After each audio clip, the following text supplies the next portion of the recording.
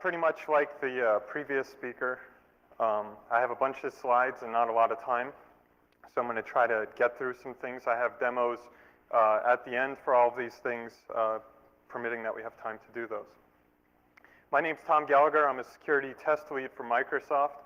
Today I'll be presenting on finding and preventing cross-site request forgery attacks. This attack and a lot of related attacks are detailed in a book that I recently co-authored for Microsoft Press called Hunting Security Bugs. You can pre-order it now. It's going to be available on shelves next month. So why am I here talking to you about cross-site request forgery attacks? Basically, this is an attack that allows the attacker to take arbitrary actions against the website under a victim's permissions. So anything the victim can do against the website, if this bug exists, the attacker will be able to do that against the website. The basic way the attack is pulled off is very similar to cross-site scripting. However, it seems to be missed by many web penetration testers. If you read Bug Tracker Full Disclosure, almost every single day we see cross-site scripting reports. However, it's very rare to see a cross-site request forgery posting. Another thing about this attack is it's not a small coding error. Cross-site scripting is a failure to encode data that's being output to the HTML stream. This is a little bit more involved in fixing, and since fixing it is more involved, this is a lot of work, and so if you get hit by one of these bugs, you're not going to be able to turn around the fix in a few minutes or very quickly. And then lastly, this would be of interest to most people. There are related, this attack can happen in SOAP, although it's pulled off slightly differently, and it doesn't happen in all situations with SOAP. And I'll talk about when it applies and when it doesn't. So in order to understand this attack, we really need to understand HTML forms. So I'll do a quick refresher on this. When you're using a web application, you're usually presented with a form, and then you fill out some data on that form. So first you request something from the web server replies to you with a form, you fill that form out, and then the web server receives that request and then verifies that the user making the request is allowed to make that action. And then if he's allowed to perform that action, the web server goes ahead and performs that action on his behalf. So it doesn't seem like there's a security problem in doing this because, the action is only done once the user is authenticated and verified that he's allowed to make that action. So the crux of the problem is this. We have to remember, in order to understand this attack, we have to remember how the web browser security model works. There is cross-domain support in the browser. However, it's only on read access. So with that, for example, if we have www.contoso.com and it tries to read content from www.microsoft.com, the browser security model prevents this because it's attempting to read it. However, there is cross-domain posts allowed. So in this example, www.contoso.com can make a form submission to www.microsoft.com. So in the cross-site request forgery attack, the attacker coerces the victim to submit data that he's supplied to the target web application. So the anatomy of how this attack works. The attacker creates a form on his own web page and pre-populates that with form data that he wants the victim to submit. He coerces the victim to then browse to that form, and then that form is submitted to the victim's web server. This isn't very difficult to pull off. JavaScript can automate submitting forms. Then when the web server receives this request, it verifies that the person requesting it, in this case the victim, is allowed to perform that action, and then if he is allowed to perform that action is taken place on the server. So there are a few obstacles with pulling off this attack, and there are some ways that the attacker can overcome those obstacles. So first, you have to, if you're the attacker, I'm a penetration tester, so I say you. I'm not saying that you should be attacking people, obviously. So when someone's pulling off this attack, they need to know where to submit that data to for the victim. So this is really useful in targeted attacks where you know something about the target and you know his web application that's going to receive this data. It could also be useful in attacks where there's a widely used website. For example, if there's a widely used bank site or an auction site or something like that, and an attacker could put a form out, hope that a lot of people will hit that form, and then some of those people actually have accounts on that targeted website. So the next thing that the attacker needs to do is convince that user to load that web page. That's not very difficult either. Phishing tells us that lots of people are willing to load arbitrary web pages. And then lastly, this might be the most difficult part of pulling off the attack. The victim needs to log into the server. So, if the first two actions happen and the victim browses to a website, that website tries to make a form submission to another website, they might get prompted for credentials and realize that something's gone wrong and not supply those.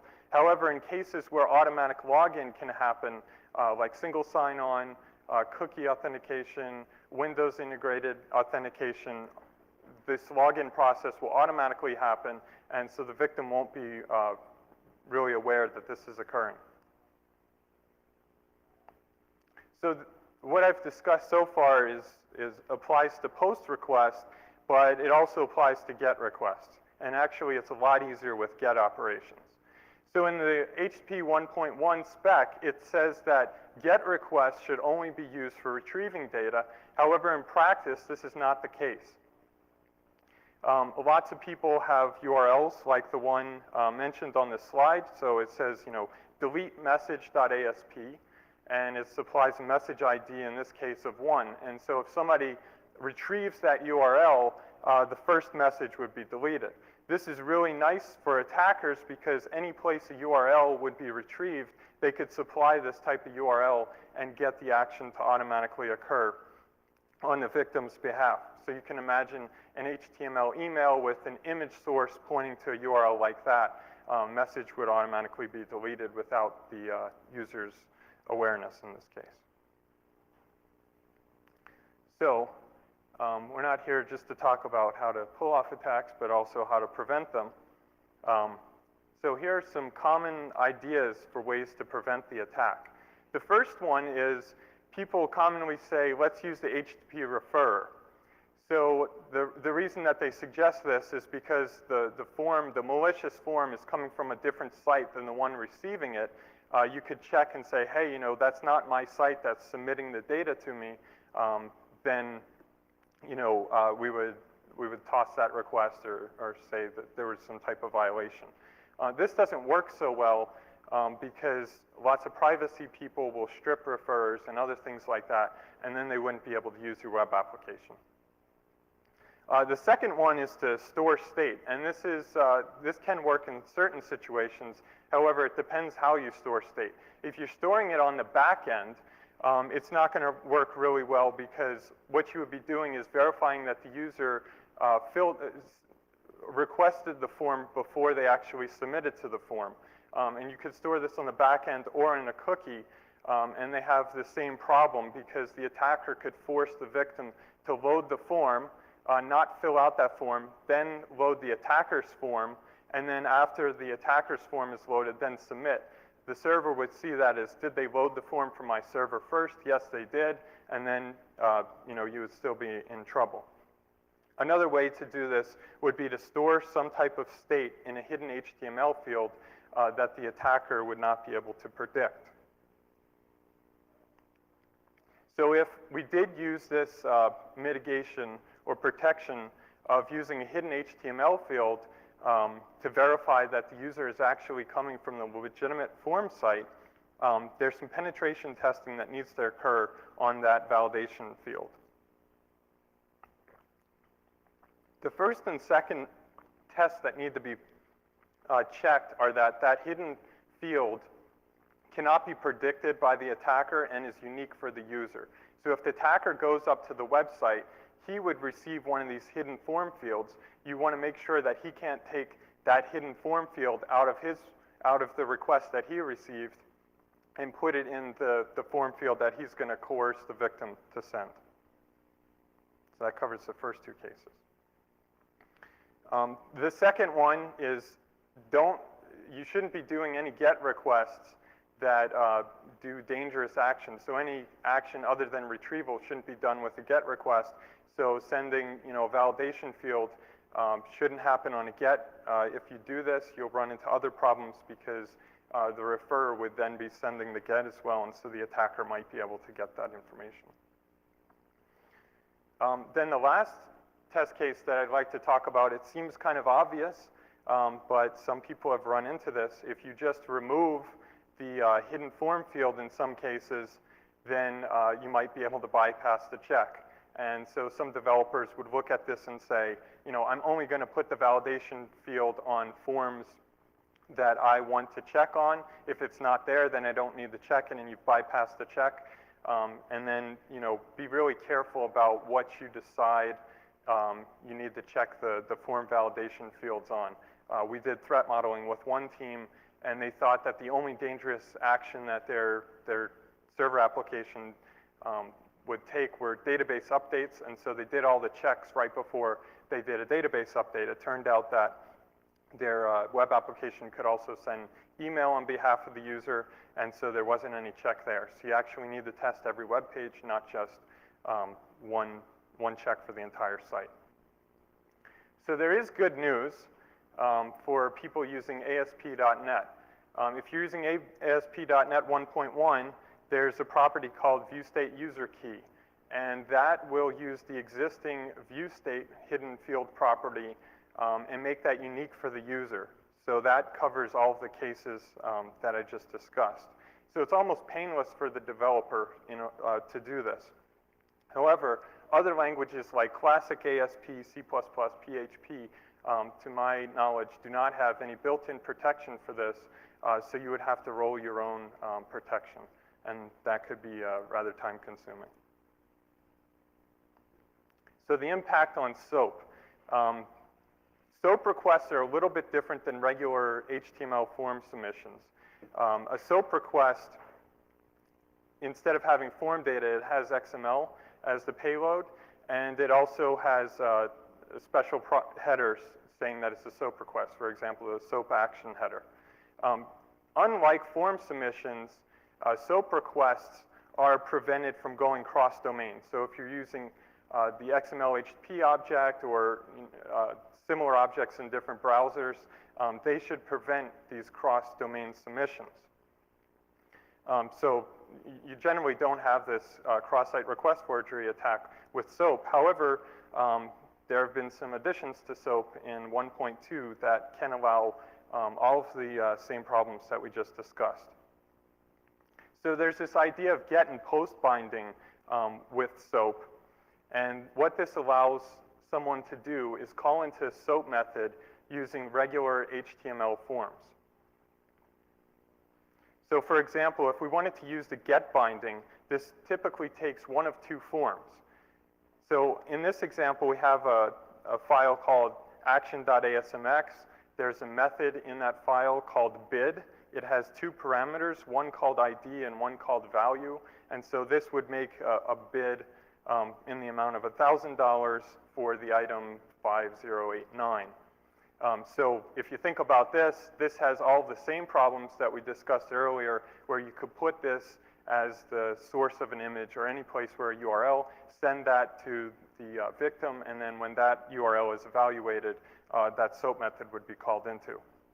The first format is how ASP.NET does it, and a few other frameworks do it. Some other frameworks use the second format there. And then just like the get binding, there's also a post binding. It's identical in the way it works. The only difference is instead of sending the data on the query string, it's sent as the post payload. So when you have things like this, you obviously have all the same problems that you had before with the cross-site request forgery. So what can you do about that? In ASP.NET, there are two properties called HTTP post and HTTP get to toggle that. So you want to make sure that you have that disabled. And it is disabled by default. However, a lot of people debug using this functionality. So people might turn it on the server and forget to turn it off. If your SOAP framework doesn't have the ability to disable this stuff, you could go into your web server and configure that so that you're not allowing these requests. And then lastly, some people will allow the get and post bindings, but only if the request is coming from localhost. That mitigates a lot of the problem. However, it doesn't completely solve the attack, because the attacker could attempt to attack the administrator browsing from the web server, but admins really shouldn't be browsing from the web server anyway. So here's some ideas for automated testing. We want to test in the two big categories, the regular HTML forms and then the SOAP get and post bindings. So if you're testing HTML forms and you are working in a software vendor company and you have existing automation that tests all these web pages, what you can do is you can hook into IE or write a proxy or use one of the existing proxies to go and perform those test cases that I previously talked about and verify that the functionality does or doesn't work. For the SOAP cases for get and post binding, you can do a couple of things. Of course, you want to check the web.config or the similar configuration files to verify that you're not allowing this.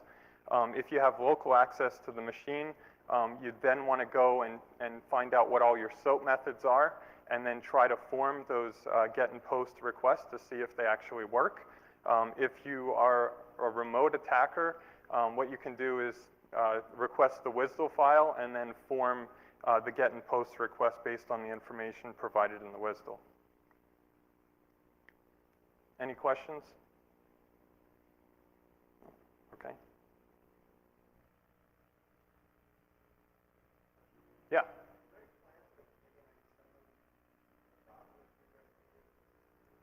I don't work on the browser team. I'm not aware of the browser handling this. This is only interesting in cases that, do some type of dangerous action and where the user's authenticated. There are many user scenarios where people actually want to do this. For example, if you have a search box on your site and you type something in there and click submit and it does a Google search, in that case, it's actually a get request, but you can imagine the same functionality with the post request. Any other questions? Okay. So I have this web application on my local machine that allows you to add users. In this case, I've loaded this is like the bad attack web page. But I left all the UI showing exactly what it's doing in a real case. The attacker would hide all this stuff. He would probably put it in an iframe or frame set that's like 1 pixel large, so you wouldn't really see anything. But the data's already pre-populated, that there's an account called bad guy and a password's in there, and that, of course, since he's the bad guy, he wants to be an admin as opposed to a guest or something like that. So if I click add user there, it tells me that, the bad guy has been added. The attacker wouldn't be able to see that information because that's a read. However, the action happens and, the bad guy account has been created. So in this case, it's a local file that's doing the post to the website localhost. However, that file could live on any web server or be an email attachment. And then the other thing that I wanted to show is very similar. So again, this is a local file, and I can specify any user account. And in the attack scenario, the person would have this already filled out. Now, what this is a form that's saved that the attacker retrieved under his account. And when this is submitted, you see that ASP.NET caught this, and it said that the hidden form field was not correct. And that's because I didn't request that page. There's two pages that we're submitting to on this site. The first one is the correctly coded one. The first example was a buggy application. And so you see here that there's this view state, and that's the form validation property, and that's unique for each user. So the attacker wouldn't be able to get that and get a different user to submit the form data with that. Okay. Any questions? Okay. Well, thank you.